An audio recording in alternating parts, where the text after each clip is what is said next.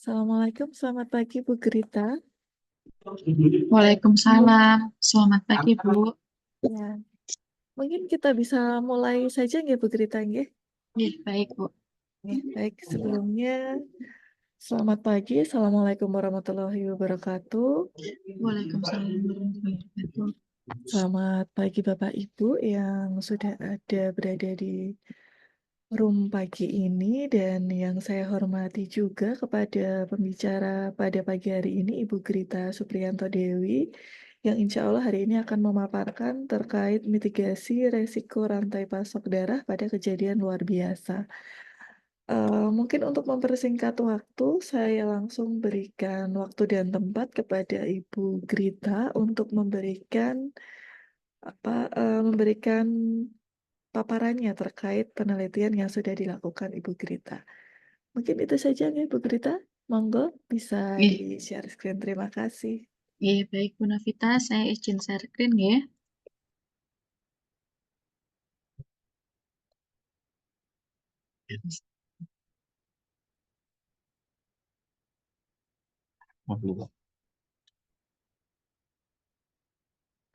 Untuk share screen saya, apakah sudah terlihat?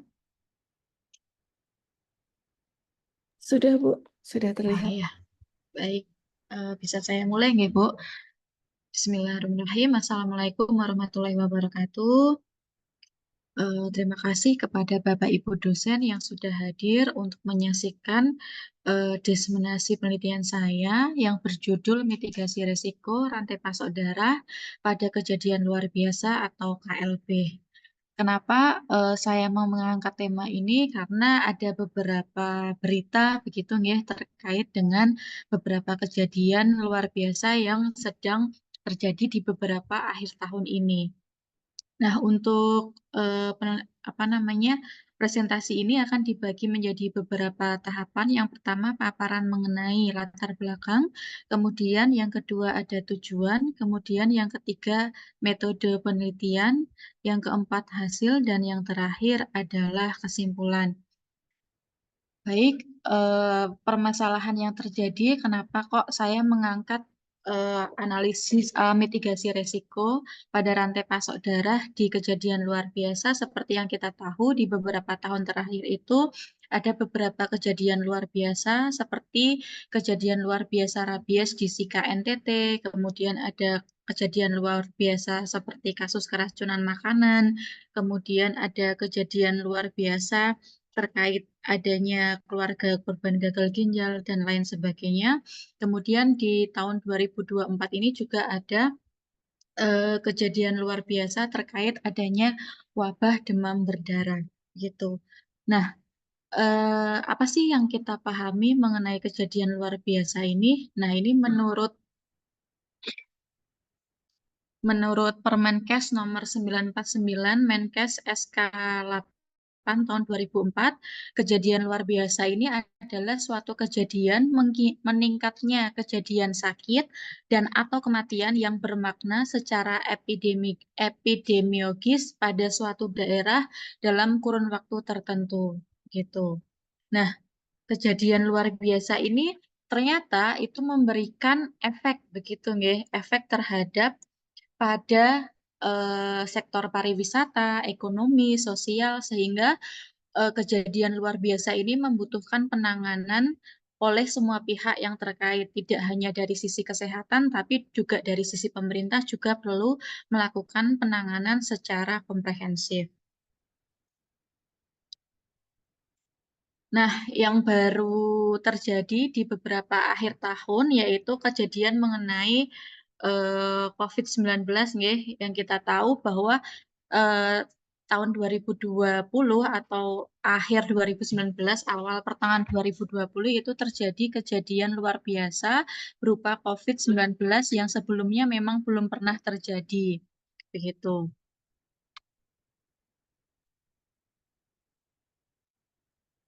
Nah, beberapa berita juga Kemenkes menetapkan status kejadian luar biasa untuk virus corona dan ternyata indikator mengenai klaster COVID ini juga dapat dinyatakan sebagai kejadian luar biasa.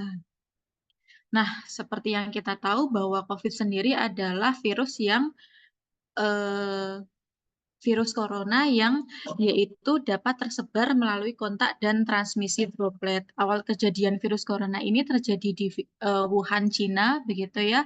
Kemudian dia merambat ke beberapa negara, salah satunya di Indonesia. Nah, sehingga pada tanggal 11 Maret 2020, WHO menyatakan virus corona ini sebagai coronavirus disease atau COVID-19.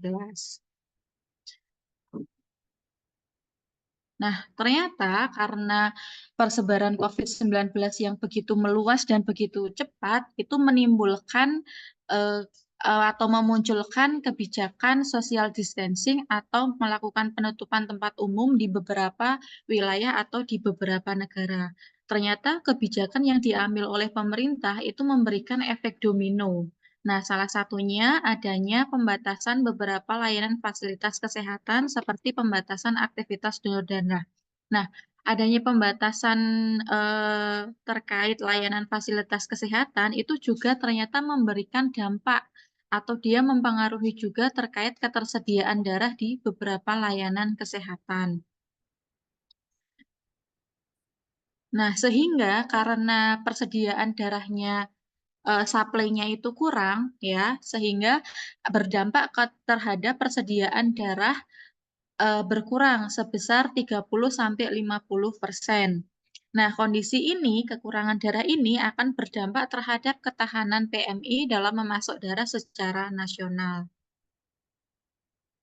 Ini beberapa kasus atau beberapa berita yang terjadi di tahun 2021, stok darah di PMI Wonosobo menipis, donor dari HLI menjadi lebih berarti, kemudian karena adanya kasus pandemi ini juga stok darah menurun. Begitu PMI merasa kesulitan untuk mencari pendonor.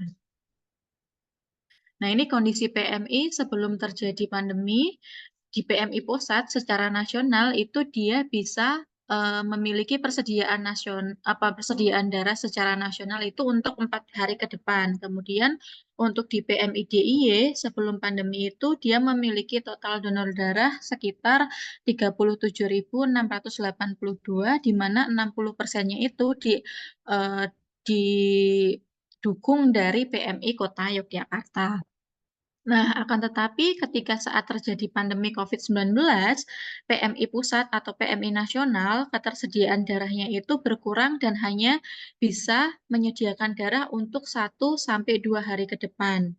Dan selain itu, persediaan darah di PMI nasional itu juga mengalami penurunan sekitar 30-50%. Nah, di sisi lain, PMI Kota Jogja sendiri yang dia menyumbang sebagian besar PMI DIY, dia juga mengalami penurunan pendonor darah sebesar 38% dari tahun sebelumnya. Ini untuk data yang saya dapatkan dari PMI Kota Yogyakarta antara tahun 2015 sampai tahun 2020. Dari tahun 2015 sampai 2019 ini trennya naik, akan tetapi di tahun 2020 jumlah pendonor mengalami penurunan sebanyak 28.713 pendonor gitu.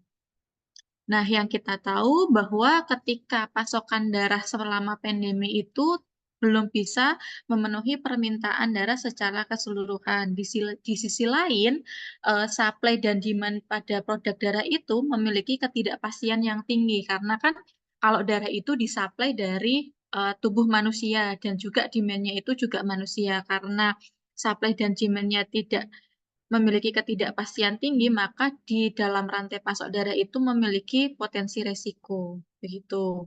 Nah, di sisi lain, produk darah itu sendiri juga tidak bisa disimpan dalam waktu yang lama.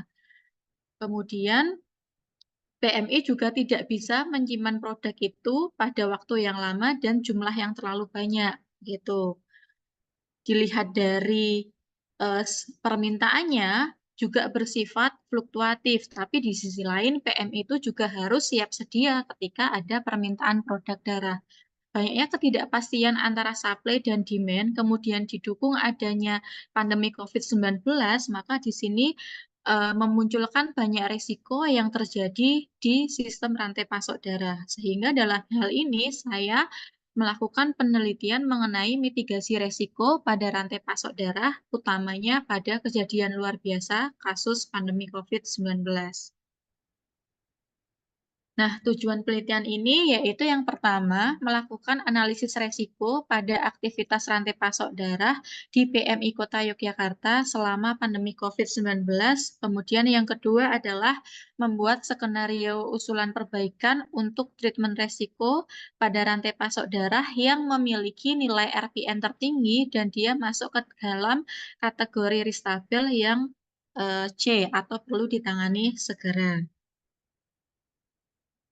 Nah, ini untuk cakupan rantai pasok darah di PMI Kota Yogyakarta yang saya teliti itu dibagi menjadi tiga, yaitu ada pendonor, PMI, dan penerima darah.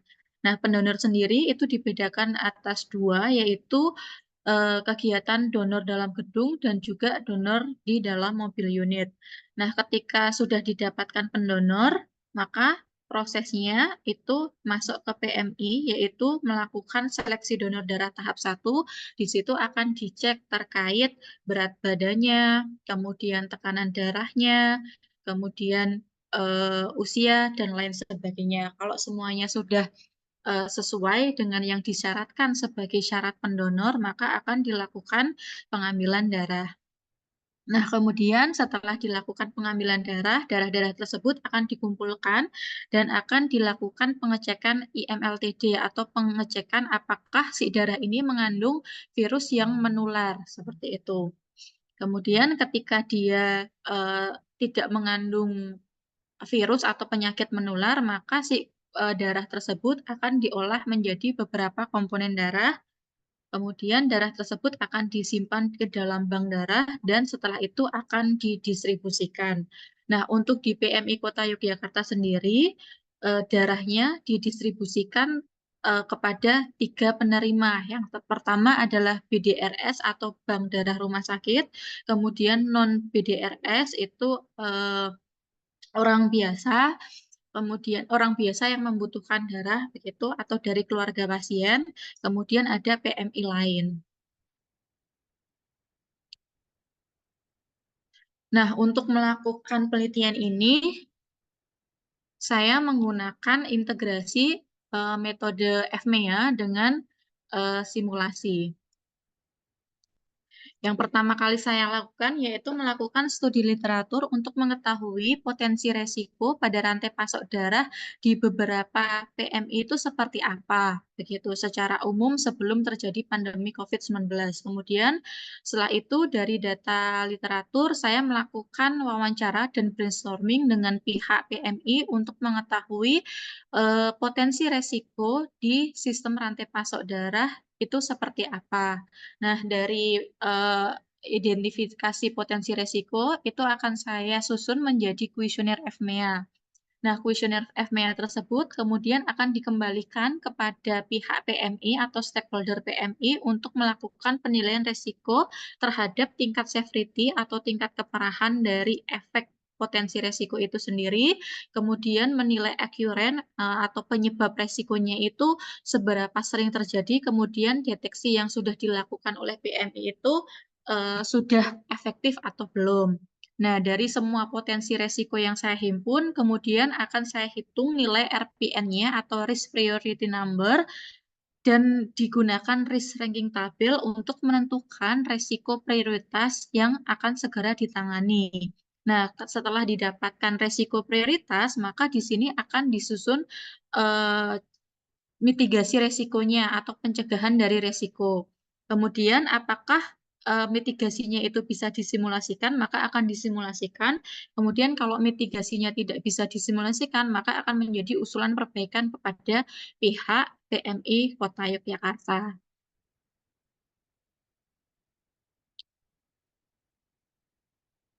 Nah, berdasarkan hasil dari kuesioner FMEA, didapatkan beberapa potensi resiko. Di sini ada petugas dan calon pendonor lain dapat tertular virus corona, kemudian ada jumlah kegiatan mobil unit yang tidak sesuai dengan target, dan lain sebagainya. Di sini terhimpun ada kurang lebih 16 potensi resiko. Nah, tidak semua potensi resiko ini segera ditangani. Kita bisa memilih potensi resiko prioritas yang untuk segera ditangani menggunakan pendekatan risk priority number dan risk tabel.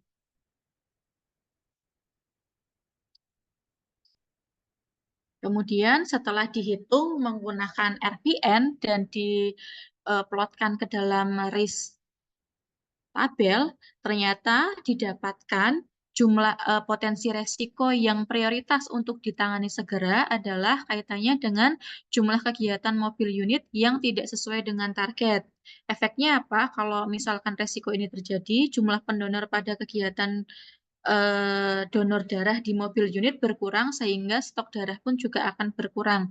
Hal tersebut disebabkan oleh apa? Karena adanya aturan pemerintah terkait social distancing. Kemudian yang sudah dilakukan oleh pihak PMI saat ini untuk mencegah terjadinya penyebab tersebut, maka PMI itu melakukan sosialisasi serta protokol kesehatan, penerapan protokol kesehatan, dan mengalokasikan promosi kegiatan donor darah menjadi di dalam gedung. Gitu.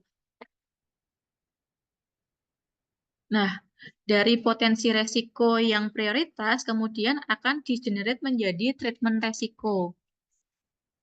Nah, di sini potensi resiko yang tergolong dalam corrective action atau perlu segera ditindak itu tadi kan yang kurang jumlah pendonor di mobil unit ya, sehingga di sini skenario yang saya sarankan kepada pihak PMI Kota Yogyakarta yaitu dengan menambah kegiatan jumlah mobil unit begitu.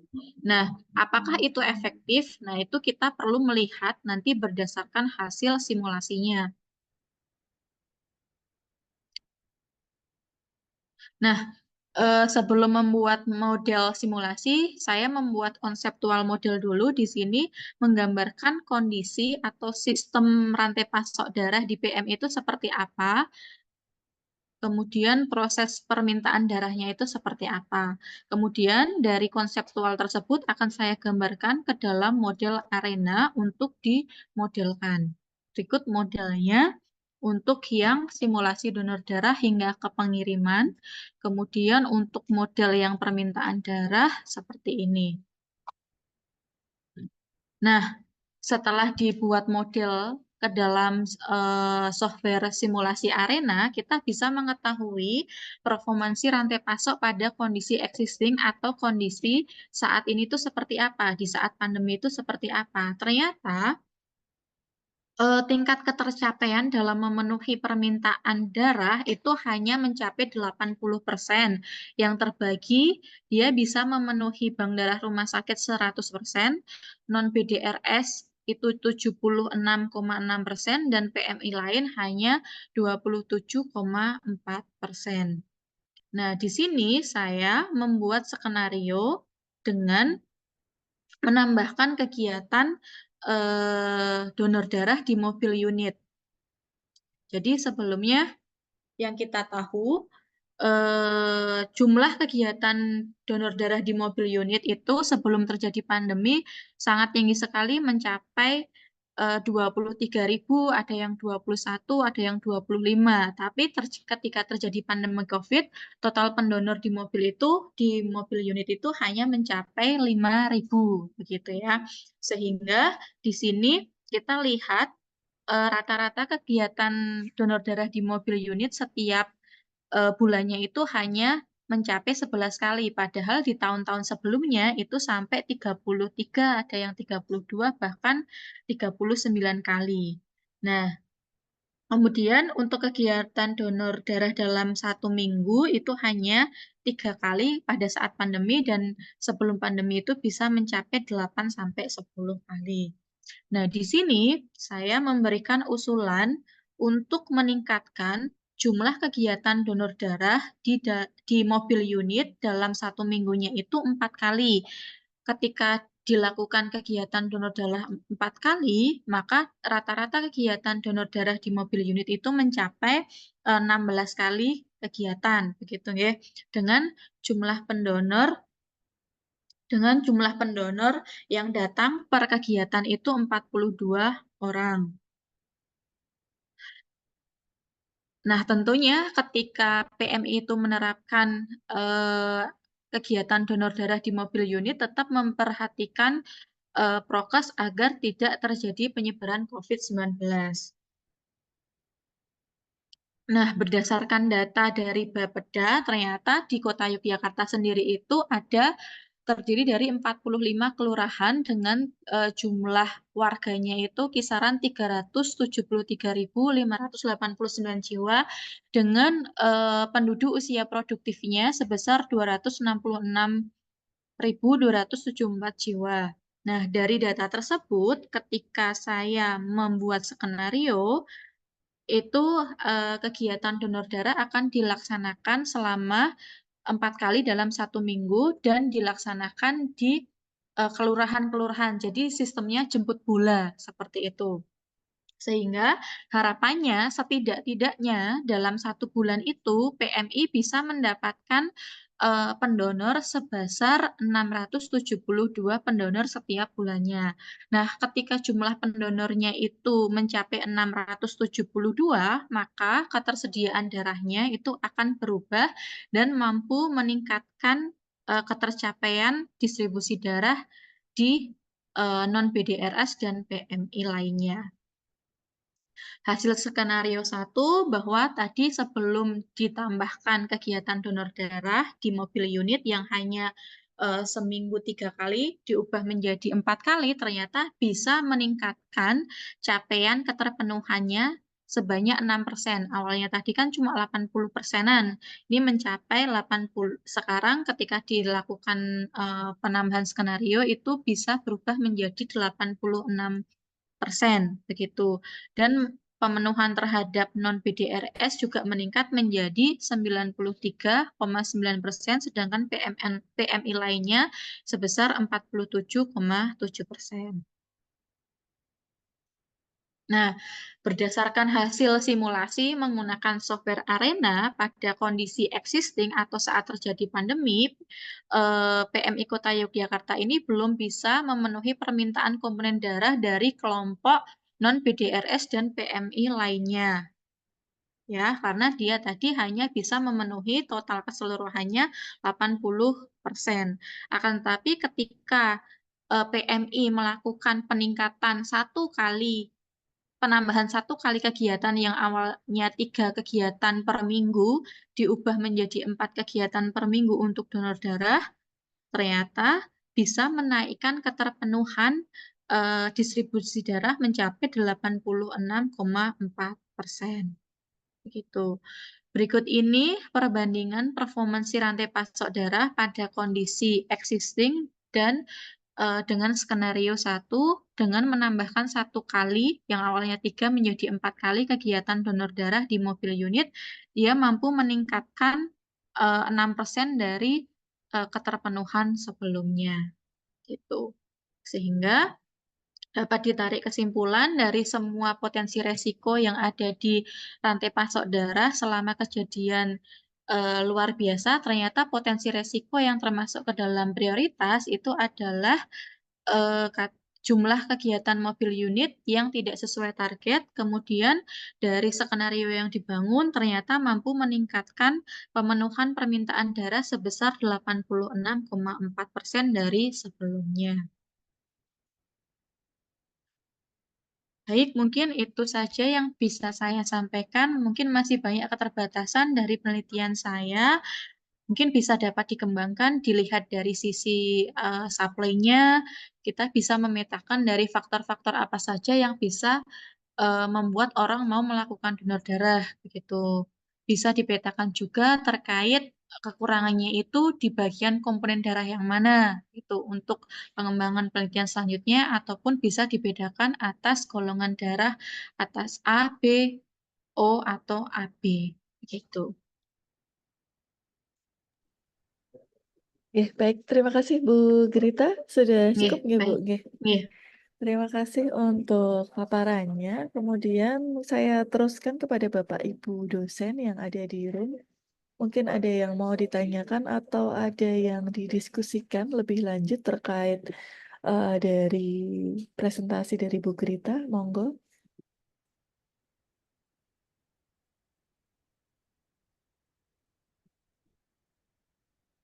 Untuk presensi bisa dilihat di chat nggih, Bapak Ibu sekalian. Monggo Bapak Ibu, mungkin ada yang mau ditanyakan dari presentasinya.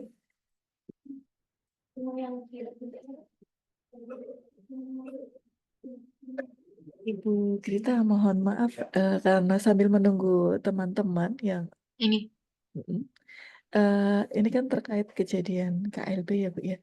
Ya, Kalau menurut Bu Grita tadi saran-saran yang diberikan itu seperti apa ya, Bu, terkait, hasil yang sudah didapatkan? Kalau tadi kan kita memberikan ada mobil pasok ya, terus kita kayak jemput bola.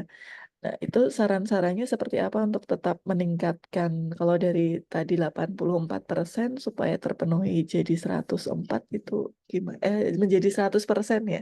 Itu seperti nggih. apa? Ya, baik Bu. Jadi sebelum diusulkan perbaikan itu kemampuan dari rantai pasok darah PMI Kota Yogyakarta sendiri itu cuma 80% begitu nggih. Yang terpenuhi 100% itu hanya di bagian bank darah sedangkan non bank darah serta PMI lainnya itu masih kurang.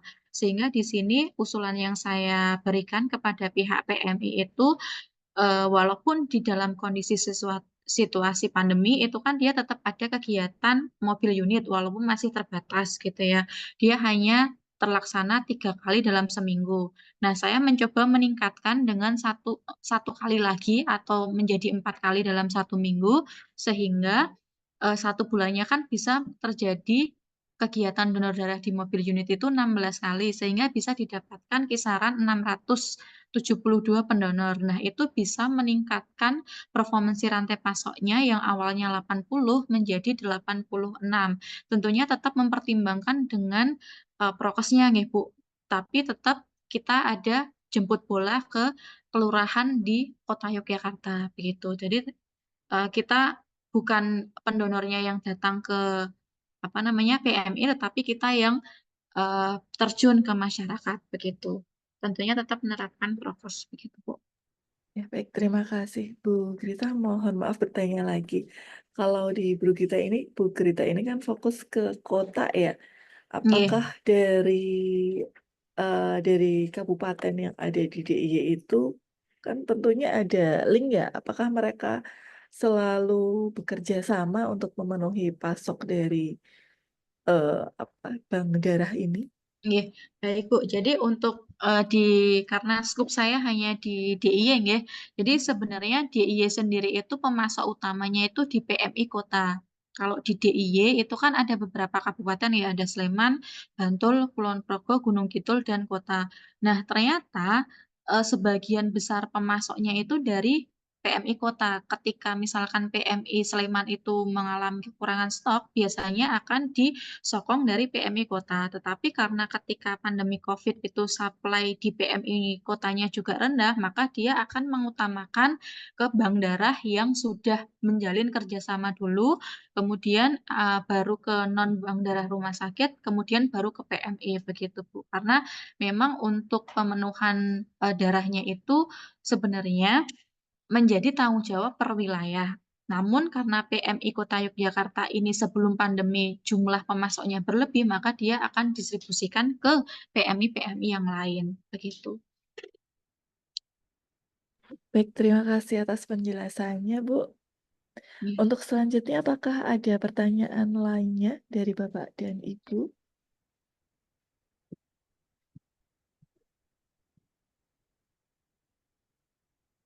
Sudah cukup? Jika sudah cukup, saya beralih ke kegiatan yang selanjutnya, yaitu adalah penyerahan sertifikat untuk Ibu Grita. Mohon izin untuk share screen. sebagai narasumber.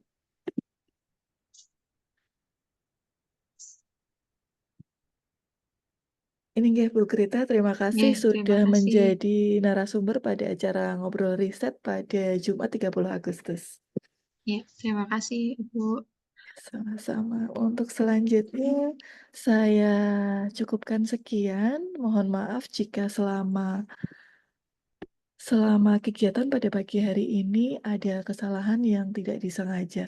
Mbak Chandra, mohon izin sudah didokumentasi? Sudah, Bu. Oke, baik terima kasih banyak. Jangan lupa untuk mengisi presensi Ngobris nggih yang sudah ada di grup chat. Terima kasih. Akhirul kalam. Assalamualaikum warahmatullahi wabarakatuh.